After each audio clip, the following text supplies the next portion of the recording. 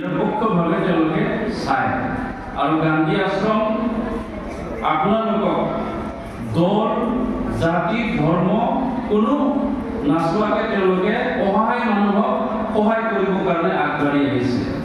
গতিকে এইটো আমি সুবিধা ল'ব লাগে। আৰু মই কথা দিছোঁ যে এই 7খন গাঁৱত যিমানখিনি আমাৰ তৰফৰ পৰা সহায় সহযোগ কৰিব লাগে, ক'ৰবাত মিটিং কৰি দিব লাগে, মানুহ মাতিব দিব লাগে, কাৰোবাক কিবা ক'ব লাগে, মই সহায় কৰিম।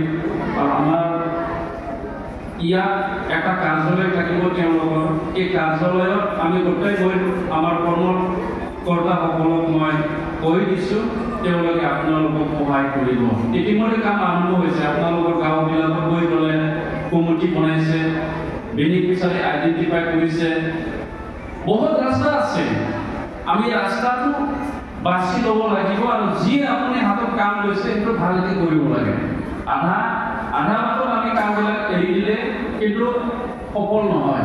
यहाँ में क्या होता है, लोगों में गवर्नमेंट की तरफ से या किसी संस्था की तरफ से काम देने से भी लोगों ने काम को पूरा करने के में थोड़ा कुछ रहता है, वो आधा करके वो छोड़ देता है। वो यहाँ का समस्या है।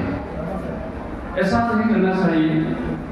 आपको एक काम देगा, आपको सिखाया जाएगा, सीख के आप काम को सीख लीजिए और काम को आगे बढ़िए। गवर्नमेंट या संस्था आपको सहाय करेंगे, लेकिन आप खुद ही काम को करना पड़ेगा।